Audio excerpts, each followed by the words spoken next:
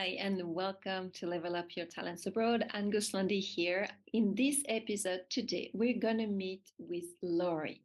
You're going to learn how she became an entrepreneur here in Switzerland after working in corporate in the UK and also in Hong Kong. So hello, everyone. So today we welcome Lori. Lori moved to the UK straight after graduating from Neoma back in 2012. She spent over 4 years there before being transferred to Hong Kong. After a couple of years in Hong Kong, she made the decision to move back to Europe and she picked Switzerland. Her husband followed her. Her partner followed her and then became her husband.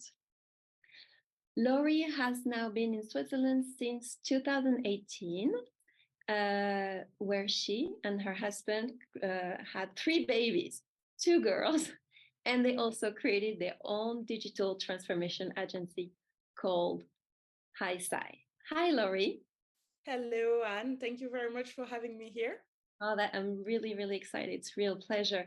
So today, we would like to explore the behind the scene because we often see the end result where you are today, and congratulations on that. But we often miss the process, the behind the scene, right? Mm-hmm. So what I would like to discuss with you today is what does it really take to level up your talents abroad? Something I really, really wonder is because it's always something when we're choosing a country where to go is like it's not an easy choice. So my first question is, when you decided to leave Hong Kong and move to Switzerland, what was the thinking process behind that move? Well, that's a very good question. So basically, when I was in Hong Kong, and I think it will resonate with maybe a lot of people out there. My father had a stroke and then got ill, and I felt the need to be closer to my family. So I had left France, since 2012, and after Neoma, after graduating from Neoma. And I just realized at that point, I had actually the opportunity to potentially move to the US. And I've realized that some things were more important than keeping traveling the world and living, far from family. So I decided to get back to Europe. However, I still didn't want to miss out on that, living abroad. Living somewhere that wasn't where I was born and where potentially there was a very strong international community. I had kind of got used to it with London and Hong Kong. And so I decided to look at what would be, the places that would be potentially a candidate for me to move to. At that time, also my partner, who then became my husband, so he's British, so he didn't speak any French. So it was also very important to choose a place where French was not necessarily mandatory, which is not necessarily the case going back to Paris. So we were shortlisting some places, and my best friend, who's actually also done Neoma, was already living in Geneva for a few years. And she really convinced me that I could move to Switzerland and keep this aspect of very sort of outdoor lifestyle that you have in Hong Kong, international community, still be close to France, be close to the UK as well. And that sounded very good. So we decided to move to Switzerland, and there was also a very good opportunity there in terms of work, because working in digital, Switzerland was still a fairly new market when it came to that. It wasn't saturated or, too advanced. So there were things that could be done there. Okay. So we didn't mention it before, but maybe it's important to say that before you were working for Nissan in the UK and then in Hong Kong. Correct. Yes. So during this first year, it's about reality check, right? Yes. There are some gaps. Usually there's some gaps between what we have imagined, what your friend told you, and what is really going on. And this adaptation phase, which usually is between 6 months and 1 year, is Yes. not always easy, right? No. So could you please share what were the challenges, the professional or the personal challenges that were the most surprising to you? Sure. Maybe also, how did you overcome them? Mhm.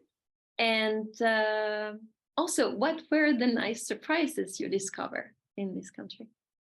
Yes. So I mean, coming from Hong Kong, going to Geneva, that was a 180, Sure. degree change. So I think at first and the first 6 months to a year were more challenges than necessarily nice surprises.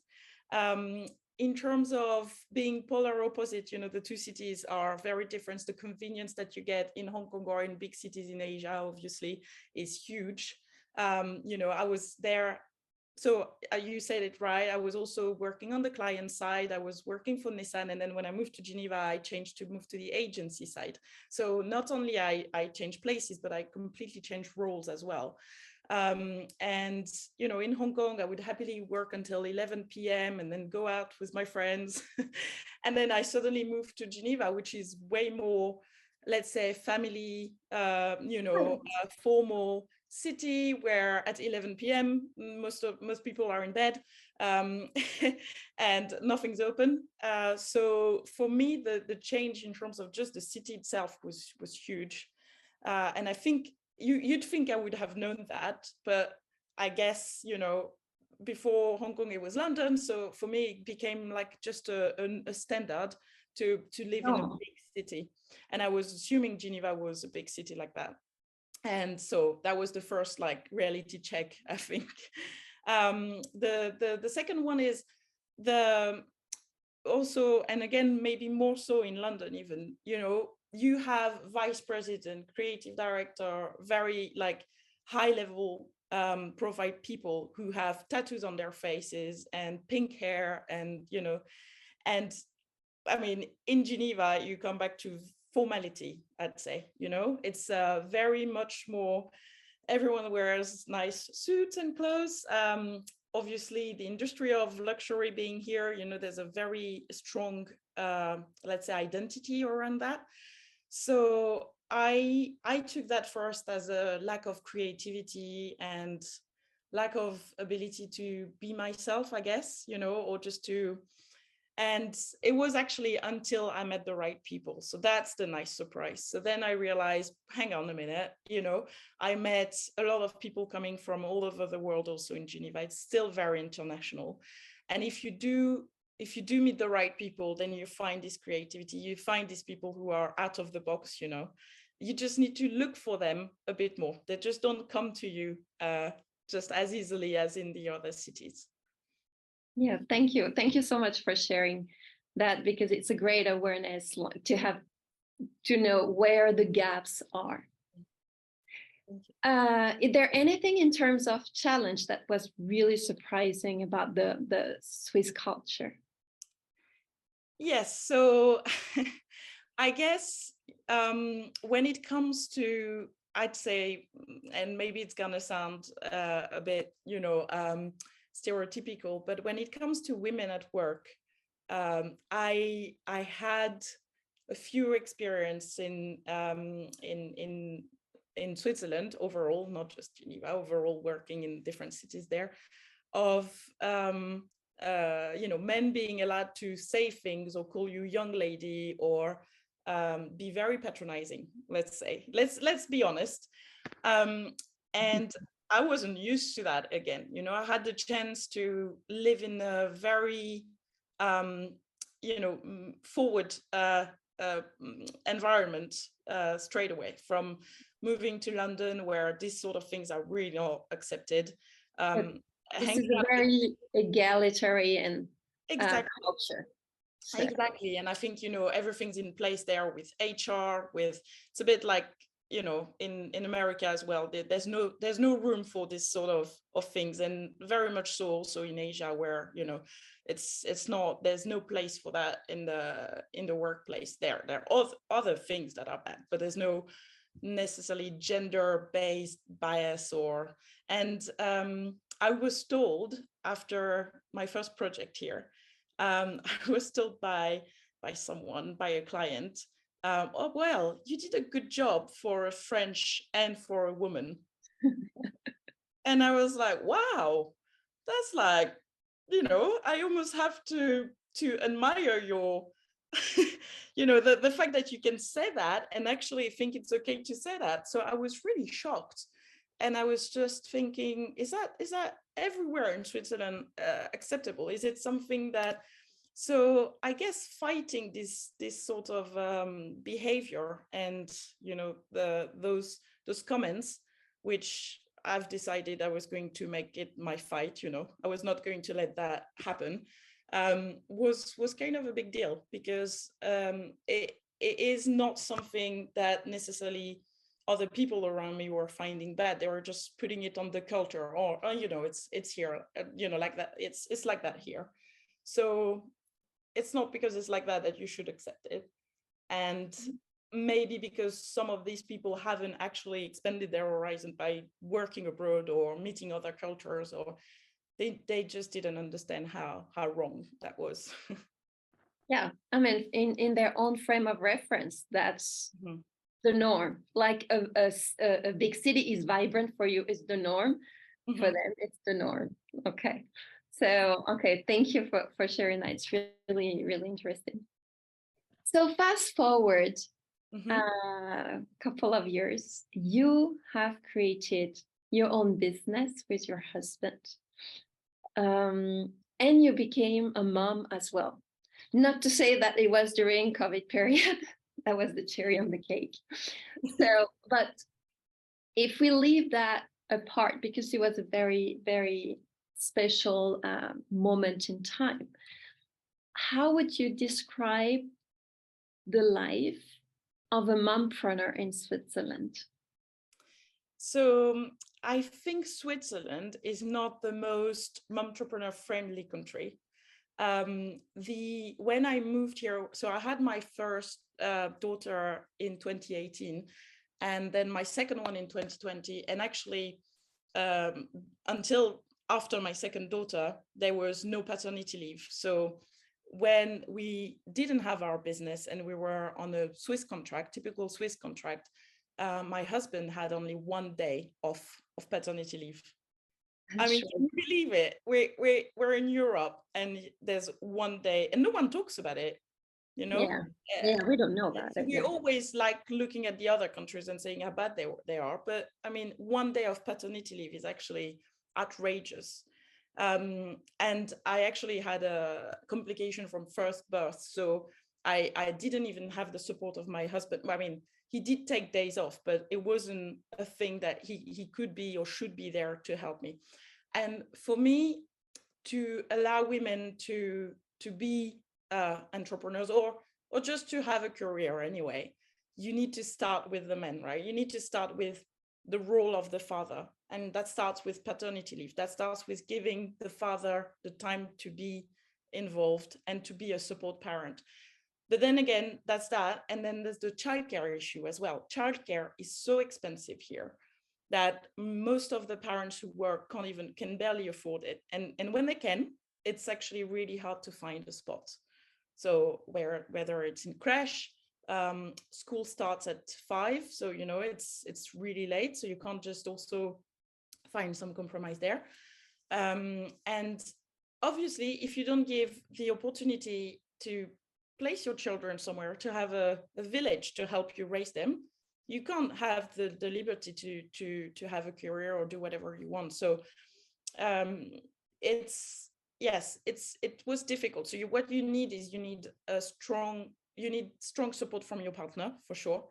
You need someone who's going to be willing to take on the parenting role as much as you. And I know it sounds like a generation, everyone does it now, but it's not true, because even if the person wants to be involved, everything is there not to make them involved, right? You need a salary, you need to have your partner work. So if they don't have time off, then they take it, and then you get less money at the end of the month, then you can't afford childcare. So it's a vicious circle that's made for really moms to take on that default role of parent.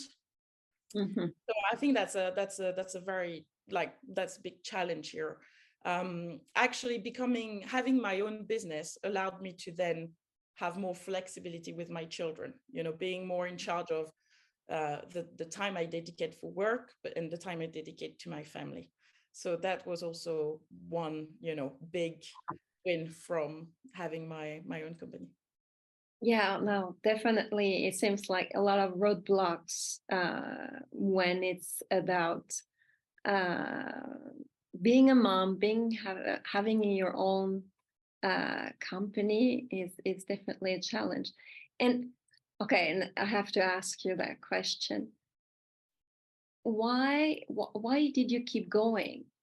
Like, you could have just pack it up and go to another country and say, hey, it's easier in another country. So what keeps you going and overcome these roadblocks? Yeah, so I have to credit that to my husband, actually, because I'm very much not if it's hard I leave, but more of a, the grass could be greener somewhere else. But we had already our daughter, who was, who was born in Switzerland. We were close to family, and then he made me realize it's not because we're going to go somewhere else that it's going to be easier. And then actually, if anything, we're starting from scratch all over again. And he really made me believe that,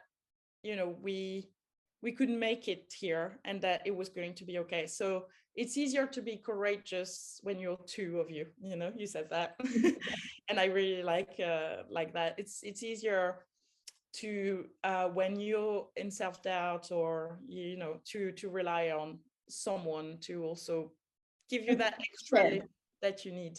That's the support system, right? Yeah, support system, definitely. So yes, and I'm glad we stuck to it. Okay, awesome. Then I would like to ask you, so you actually run your business in Switzerland with your husband, who is British. You're French. Where your clients are Swiss, but not necessarily. What is it like to work in this multicultural environment? If there's one thing that stands out to you that you would like to share with us, what would it be?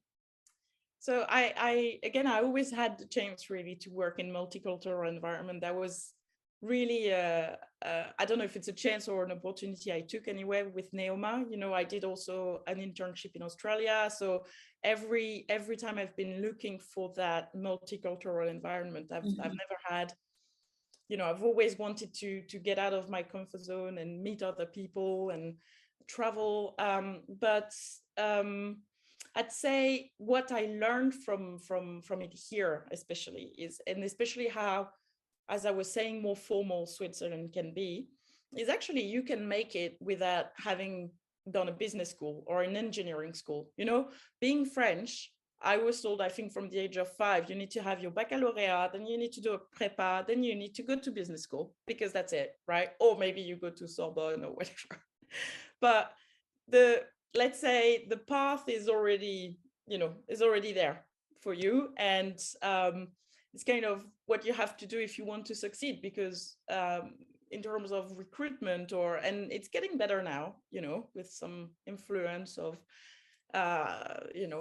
foreign world in France, which is great. But it's something I've learned, and especially, so my husband, for instance, doesn't have he has baccalaureate, but he doesn't have like a business school degree, right? He's made his own career. He learned by doing, he learned by experience. And it's something in the UK that you see a lot, right? Some people who have like a bachelor in philosophy, and then they end up being like head of digital. It has nothing to do. Actually, that was the case of someone I worked with. So what it taught me is there's not just one path, and actually you don't have to have done that to get where you want to be. There's multiple ways to get where Open door, right? Yes, exactly. And actually it should be this way, because then people think differently, have different approaches, and it's good for everything, for teamwork, for productivity.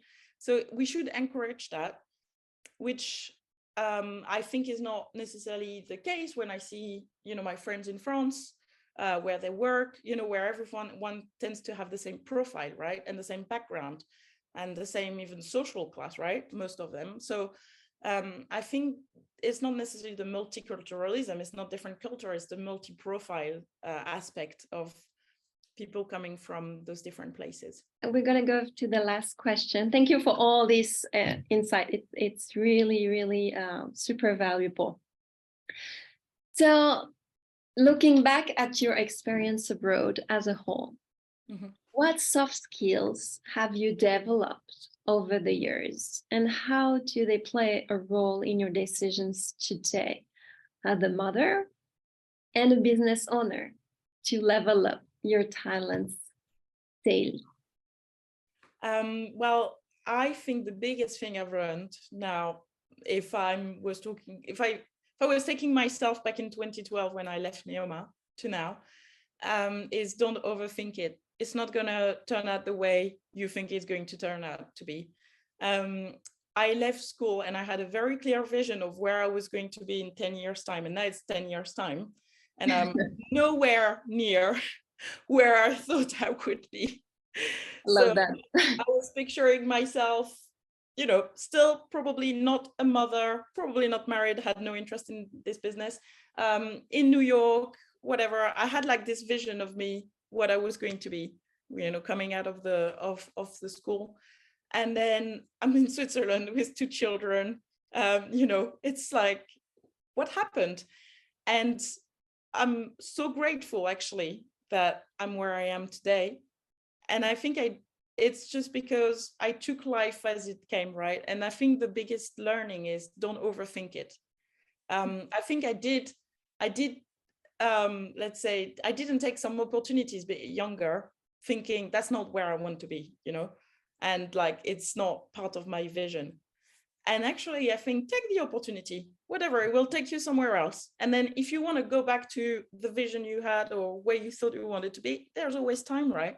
There's always time, or you can work extra hard, whatever, to just go back to where you thought you would be, if that's really what you want. But actually, maybe what you want is not what you think you want.